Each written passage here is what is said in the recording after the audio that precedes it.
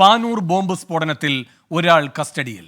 കൈവേലിക്കൽ സ്വദേശി അരുൺ ആണ് പിടിയിലായത്. കൂടുതൽ പേർക്ക് പങ്കുണ്ടെന്നാണ് നിഗമനം.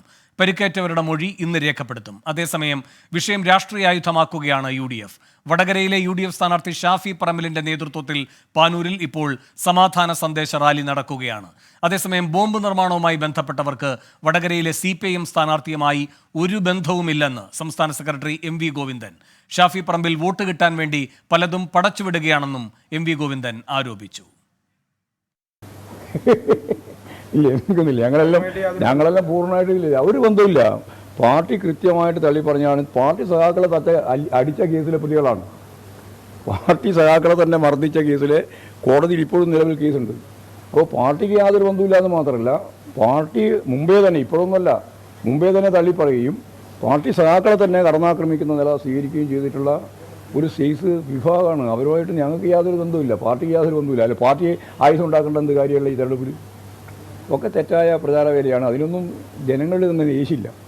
ഇവിടുത്തെ അമ്മമാർക്ക്, സഹോദരിമാർക്ക്, അവർ ഏത് രാഷ്ട്രീയ പ്രസ്ഥാനത്തിൽ വിശ്വസിക്കുന്നവരാവട്ടെ, ഇനിയും മക്കളെ നഷ്ടപ്പെടുത്താനും ഭർത്താക്കന്മാരെ നഷ്ടപ്പെടുത്താനും സഹോദരങ്ങളെ നഷ്ടപ്പെടുത്താനും വയ്യ. ഇതൊന്ന് അവസാനിപ്പിക്കണം എന്നുള്ള അവരുടെ ആഗ്രഹത്തിന്റെ പുറത്താണ് ഞങ്ങൾ ഈ നാട്ടിലെ മുഴുവൻ ജനങ്ങളോടും പറയുന്നത്, ബോംബിന്റെ രാഷ്ട്രീയത്തിന് അറിഞ്ഞും അറിയാതെയും ഒരു പിന്തുണയും കൊടുക്കരുത് എന്ന് ഈ നാടിന്റെ സമൂഹം ഒറ്റക്കെട്ടായി തീരുമാനിക്കണമെന്നുള്ള അഭ്യർത്ഥനയോടെയാണ് നിങ്ങളുടെ മുമ്പിലേക്ക് വന്നത്. സജോ ദേവസ്യ പാനൂരിൽ നിന്ന് കൂടുതൽ വിവരങ്ങളുമായി ചേരുന്നു. സജോ, എന്താണ് അന്വേഷണ പുരോഗതിയുമായി ബന്ധപ്പെട്ട വിവരങ്ങൾ? ഇതിൽ രാഷ്ട്രീയ വിവാദം എങ്ങനെയാണ്? അതിന്റെ പ്രതികരണങ്ങൾ എന്താണ്? വേണു, പാനൂരിൽ ബോംബ് നിർമ്മാണത്തിനിടെ ഉണ്ടായ സ്ഫോടനത്തിൽ CPM പ്രവർത്തകൻ കൊല്ലപ്പെട്ട കേസിൽ നിലവിൽ 3 പേരാണ് പോലീസിന്റെ കസ്റ്റഡിയിൽ ഉള്ളത്. സംഭവ സ്ഥലത്ത് 2 പേർക്കാണ് ഗുരുതരമായി പരിക്കേറ്റത്. അതിൽ ഷെറിൻ കൊല്ലപ്പെട്ടു. ഒപ്പം അഭിനീഷ് ഗുരുതരമായി പരിക്കേറ്റ് ചികിത്സയിൽ തുടരുകയാണ്. ഇതുകൂടാതെ കൈവേലിക്കൽ സ്വദേശികളായ മറ്റു 3 പേരെയാണ് ഇപ്പോൾ പാനൂർ പോലീസ് കസ്റ്റഡിയിൽ എടുത്തിരിക്കുന്നത്. ഈ ബോംബ് നിർമ്മാണത്തിൽ കൂടുതൽ പേർക്ക് പങ്കാളിത്തമുണ്ട്. സംഭവ സ്ഥലത്ത് കൂടുതൽ ആളുകൾ ഉണ്ടായിരുന്നു എന്നതാണ് പോലീസിന്റെ കണ്ടെത്തൽ. അതിൽ ഗുരുതരമല്ലാത്ത പരിക്കേറ്റ് ചികിത്സയിൽ തുടരുന്ന 2 പേരുണ്ട്. അവരുടെ മൊഴി ഇന്ന് പോലീസ് രേഖപ്പെടുത്തും. ഇതുകൂടാതെ 3 പേരെ, സംഭവ സ്ഥലത്ത് ഉണ്ടായിരുന്നെന്ന് കരുതപ്പെടുന്ന 3 പേരെ പാനൂർ പോലീസ് കസ്റ്റഡിയിൽ എടുത്തിട്ടുണ്ട്. ഇന്ന് തന്നെ ഈ 3 പേരുടെയും അറസ്റ്റിലേക്ക് പോകും എന്നതാണ് നമ്മൾ ഈ ഘട്ടത്തിൽ മനസ്സിലാക്കുന്ന ഒരു കാര്യം. മറ്റൊന്ന്, ഇതുമായി ബന്ധപ്പെട്ട രാഷ്ട്രീയ വിവാദമാണ്. UDF ഇതൊരു പ്രധാനപ്പെട്ട ആയുധമാക്കുന്നുണ്ട്. തിരഞ്ഞെടുപ്പ് കാലത്ത് ബോംബ് നിർമ്മിക്കുന്നു, അത് പരാജയ ഭീതി മൂലമാണ്.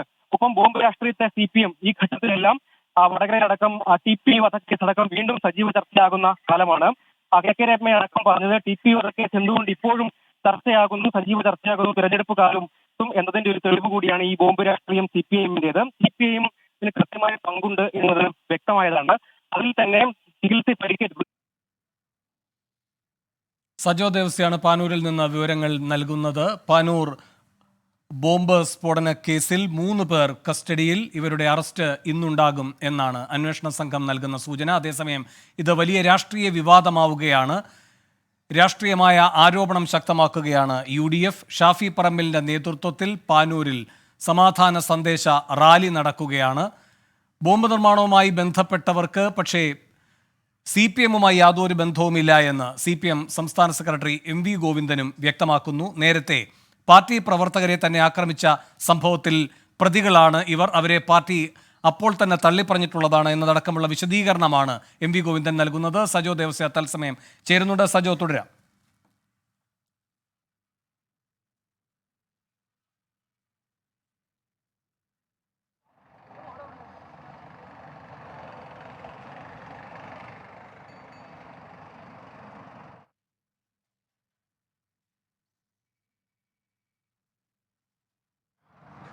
വേണു, അത് തന്നെയാണ് UDF ഒരു പ്രധാനപ്പെട്ട രാഷ്ട്രീയ ചർച്ചയാക്കി, ഇത് തിരഞ്ഞെടുപ്പ് ചർച്ചയൊക്കെ ആക്കി പാനൂരിലെ ഈ സംഭവത്തെ മാറ്റുന്നുണ്ട്. ഈ കേസിൽ പോലും CPIM നേതാക്കളിലേക്കടക്കം അന്വേഷണം എത്തും. അതുകൊണ്ട് ലോക്കൽ പോലീസ് കേസ് അട്ടിമറിക്കാനുള്ള ശ്രമം നടത്തുന്നുണ്ട് എന്ന ആരോപണമടക്കം അവർ ഉന്നയിക്കുന്നുണ്ട്. ഷാഫി പറമ്പിൽ തന്നെ പറഞ്ഞത് ആരൊക്കെ സംഭവസ്ഥലത്തുണ്ടായിരുന്നു, എത്ര പേർക്ക് പരിക്കേറ്റു, എന്തൊക്കെയാണ് അതിന് പിന്നിലെ ഘടകങ്ങൾ എന്നതൊക്കെ വെളിപ്പെടുത്താൻ പോലീസ് തയ്യാറാകുന്നില്ല. അന്വേഷണം തന്നെ വഴിതിരിച്ചു വിടാനുള്ള ഒരു ശ്രമം നടത്തുന്നുണ്ട്. തിരഞ്ഞെടുപ്പിൽ ഇത് പ്രധാനപ്പെട്ട ചർച്ചയാകുന്നു എന്ന് കണ്ടതോടെ അന്വേഷണം അട്ടിമറിക്കാനുള്ള സജീവ ശ്രമം CPIMന്റെ ഭാഗത്തു നിന്ന് ഉണ്ടാകുന്നുണ്ട്. അതായത് തിരഞ്ഞെടുപ്പ് കാലത്ത് ഇങ്ങനെയൊരു ബോംബ് നിർമ്മിക്കേണ്ടി വരുന്നത് ചെയ്യുന്നത് പരാജയ ഭീതി കൊണ്ടാണ്, ക്രമസമാധാന അന്തരീക്ഷം തകർക്കുക, അങ്ങനെ തിരഞ്ഞെടുപ്പിനെ തന്നെ അട്ടിമറിക്കുക എന്ന ലക്ഷ്യമാണ് CPM-നുള്ളത്.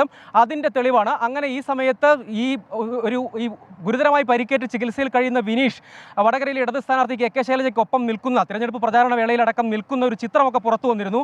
അതൊക്കെ ചൂണ്ടിക്കാണിച്ചുകൊണ്ടാണ് ഷാഫി പറമ്പിലടക്കം രൂക്ഷമായ വിമർശനങ്ങൾ ഉന്നയിക്കുന്നത്. അങ്ങനെ ക്ലോസ് റേഞ്ചിലേക്ക് ഈ ബോംബ് രാഷ്ട്രീയത്തിൽ അല്ലെങ്കിൽ ബോംബ് നിർമ്മിക്കുന്നതിനിടെ പരിക്കേറ്റ ആൾക്കടക്കം എത്താൻ കഴിയുന്നത് അവർക്ക് CPM-വുമായി അടുത്ത ബന്ധമുണ്ട് എന്നതാണ്. അതായത് പാർട്ടിക്ക് ബന്ധമില്ല എന്ന് CPM-ന് എങ്ങനെ പറയാൻ കഴിയും? അതിന് ഇനി എന്ത് കൂടുതൽ തെളിവുകളാണ് വേണ്ടത്?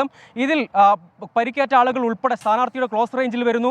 അതിലൊരാൾ CPM പ്രാദേശിക നേതാവിൻ്റെ മകനാണ്. അങ്ങനെയുള്ള ഘടകങ്ങളൊക്കെ തെളിവായി ഉണ്ട് എന്ന ആരോപണം UDF ഉന്നയിക്കുകയാണ്. അങ്ങനെ സജീവമായി, അതായത് TP രാഷ്ട്രീയം അടക്കം വടകരയിൽ, TP വധക്കേസ് അടക്കം വടകരയിൽ സജീവ ചർച്ചയാകുന്നുണ്ട്. അതെന്തുകൊണ്ട് വീണ്ടും ഉന്നയിക്കുന്നു എന്നതിൻ്റെ കാരണം കൂടിയായി ഈ സംഭവത്തെ, പാനൂരിലെ ഈ സംഭവത്തെ ചൂണ്ടിക്കാട്ടുകയാണ്.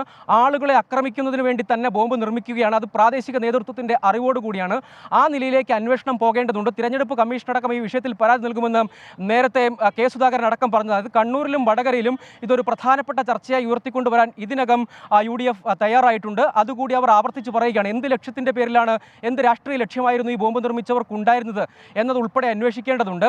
പരാജയ ഭീതിയിലേക്ക് കാര്യങ്ങൾ പോകുന്നത്, അതായത് പ്രചാരണം ഒരു ഘട്ടം, പ്രധാനപ്പെട്ട ഘട്ടങ്ങളൊക്കെ പൂർത്തീകരിച്ചതോടുകൂടിയും പരാജയ ഭീതിയിലാണ് CPIM. അതുകൊണ്ടാണ് ഇങ്ങനെയുള്ള ബോംബ് നിർമ്മാണത്തിലേക്ക് പോകുന്നത്. ഈ മേഖലയിലടക്കം തുടർച്ചയായി സംഘർഷങ്ങൾ ഉണ്ടായിരുന്നു. പക്ഷേ ഇപ്പോൾ ബോംബ് നിർമ്മിക്കേണ്ടതിൻ്റെ സാഹചര്യം എന്താണ്, കാരണം എന്താണ്? അതിൻ്റെ പ്രധാനപ്പെട്ട ലക്ഷ്യം തിരഞ്ഞെടുപ്പ് രംഗത്ത് ഭീതി ഉണ്ടാക്കുക, ക്രമസമാധാനത്തിന് തകർക്കുക, അങ്ങനെ വോട്ടെടുപ്പിനെ അടക്കം അട്ടിമറിക്കുക എന്ന ലക്ഷ്യമായിരുന്നു ഉണ്ടായിരുന്നത് എന്ന രാഷ്ട്രീയ വിമർശനം ഉന്നയിക്കുന്നു. അത് CPM-നെ ഒട്ട് പ്രതിരോധത്തിലാക്കിയിട്ടുണ്ട്. അവർ ആവർത്തിച്ചു പറയുന്നു, ഇവരെ നേരത്തെ തള്ളിപ്പറഞ്ഞതാണ്, പാർട്ടിയുമായി ബന്ധമില്ല, അവർ കൊട്ടേഷന് വേണ്ടിയും മറ്റും ചെയ്തതായിരിക്കും, തങ്ങൾക്ക് ബന്ധമൊന്നുമില്ല എന്ന് ആവർത്തിച്ച് CPM സംസ്ഥാന സെക്രട്ടറി മുതൽ പാനൂർ ഏരിയ കമ്മിറ്റി വരെ ആവർത്തിച്ച് പറയുന്നുണ്ട്. പക്ഷേ അപ്പോഴും CPM പ്രതിരോധത്തിലുമാണ്. മറ്റൊരു പ്രധാനപ്പെട്ട ഗുരുതരമായ ആരോപണം UDF ഉന്നയിക്കുന്നത്, അന്വേഷണം അട്ടിമറിക്കാനുള്ള സജീവമായ ശ്രമം നടത്തുന്നു. അതായത് ആദ്യഘട്ടത്തിൽ 2 പേർക്കെതിരെ മാത്രമാണ് FIR ഇട്ടത്. അതേസമയം 4 പേർക്ക് നേരിട്ട് ഈ സംഭവത്തിൽ പരിക്കേറ്റിട്ടുണ്ട്. അതായത് നേരിട്ട് കൊല്ലപ്പെട്ട ആൾ ഉൾപ്പെടെ 4 പേർക്ക് നേരിട്ട് പരിക്കേറ്റിട്ടുണ്ട്.